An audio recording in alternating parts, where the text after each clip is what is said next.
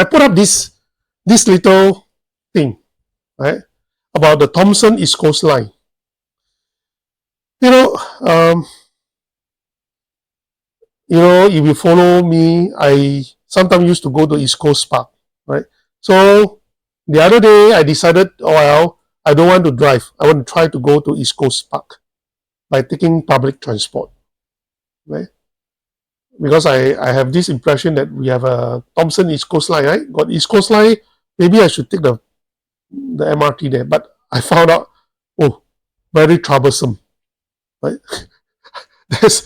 Although it's so near, right, but it's still far. I still have to take the bus instead of MRT to get to the MRT stations of the Thomson-East Coast Line. I find it absurd because this line is running parallel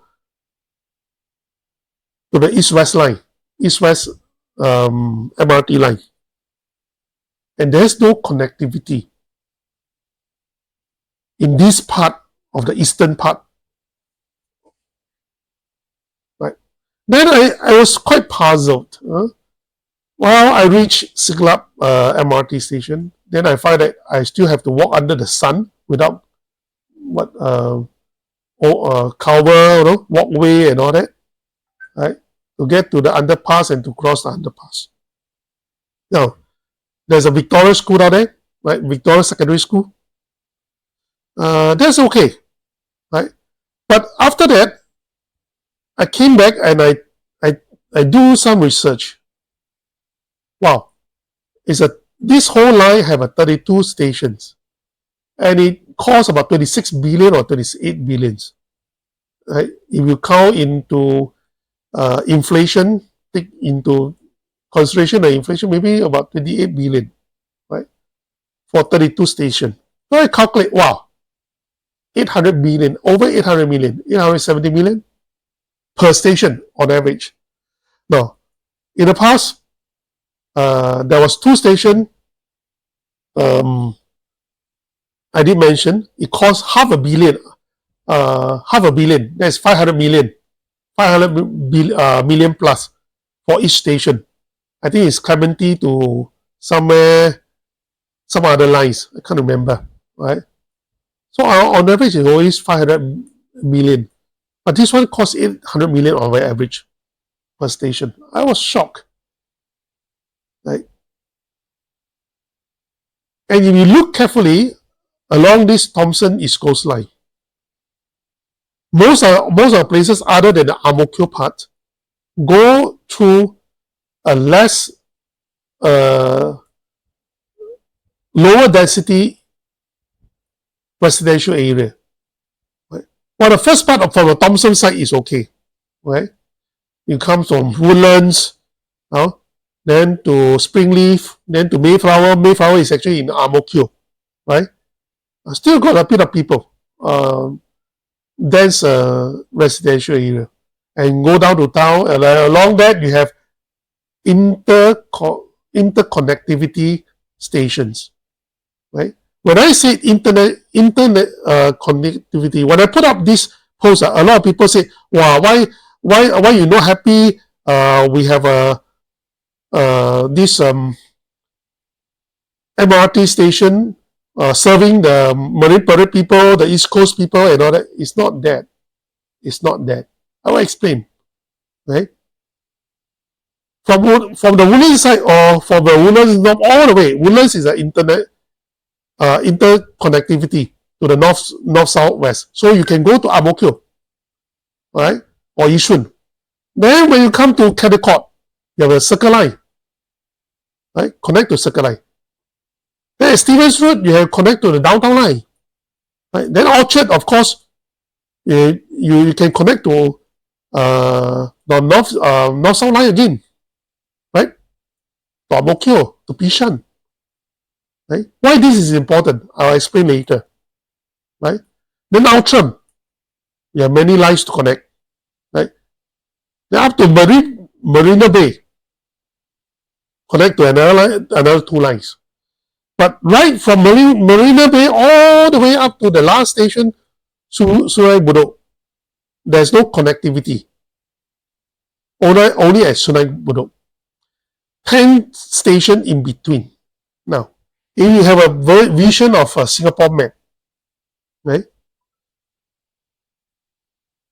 First of all, you spend so much money on this project, on average about 800 plus million for each station, right? Over a lower density residential area in East Coast, right? In order to make these lines viable, you need ridership. Even you have full ridership, full support from people who are along this low density area, who are mostly okay? Those more well-to-do, middle upper class people who mostly drive. They don't want to drive, they take the train, right? Even they take a train, right? It's not going to be profitable or even cover costs, right? Without the connectivity. And without the connectivity, people will be less desirable to take. For example, you want to go to Serangoon next.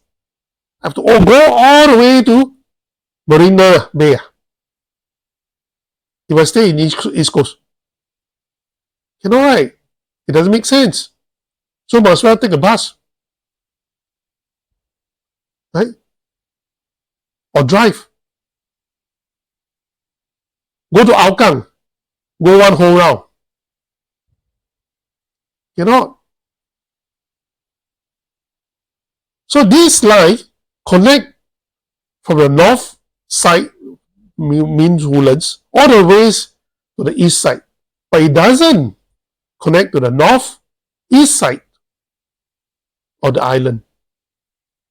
It might have connected to the west side, right, through some of the other connectivity, but those who are actually closer to East Coast, the northeast side, right, have more difficulty to go to East Coast. Why East Coast is important? East Coast, the main attraction is actually the East Coast Park. Correct? So in order to make it to have more ridership, right, you have to cater for people who want to go to East Coast Park. Connectivity. I'm not saying that we should not have all this MRT station. Is that the planning of connectivity is not there. And that will not help to make the whole $32 billion Thomson-East Coast Line viable. That is exactly what I mean. People jump into conclusion, I take this, I take that. Yes, you take this, but if you want to go to Hougang, how are you going to take this line to Hougang? You tell me? They do not understand. Right? It is a poorly designed section in the East Coast Park, which they have actually one big attraction. And even from Marine Parade to East Coast Park down there, they do not have connectivity. Marine Parade is still okay. Right? Connectivity, that means, if you want to take public transport to East Coast Park, you can only do that weekend. And from where? From Pudo Interchange. Not along this Marine Parade or the East Coast Line. Right? You want to take a bus to East Coast Park. Only public holidays and a weekend. You can take a bus 401 if I'm not wrong. From Pudo Interchange. Right? But you already have one whole 26 billion, 28 billion stations, 10 stations out there, and there's no connectivity to the East Coast Park. It doesn't make sense. Right? So for those people who start to comment, right, knee-jerk effect, most probably PAP supporters or PAP IBs, they do not understand, they do not really understand the issues before they even start to shoot their mouth off. Right? It's just like the PAP government leaders said that. Whatever it is, I use POFMA to defend themselves. Right? We don't understand whether it really matters to national security or is it dangerous to the society. Oh. Ironically, the PAP MPs in Marine Parade and MacPherson start this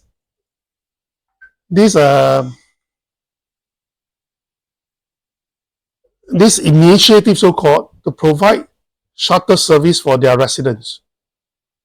And mainly, these are to serve the residents only. Other people like us cannot take.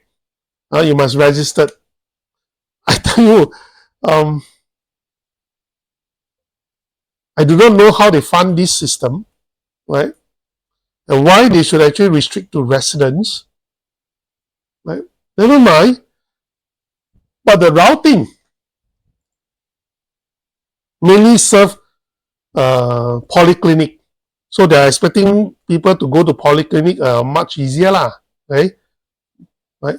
To serve people to go to polyclinic and all that. Oh, good initiative, but the frequency, I do not know how frequent these buses are. Okay? Definitely good initiative. Anything free for PAP is good initiative. But just don't take more money from us to finance this. I do not know who finances this. Okay? But if you look carefully at all the bus schedule, bus route routing, I find it funny. Right? Maybe they have done some research, some surveys, but if our public transport system is good, right, they should not be doing this, so to speak. But never mind, let them serve their voters, residents, right? But remember, don't vote for them just because they put a few bus services to serve you. What are more important are our rights and our country, where it is going to.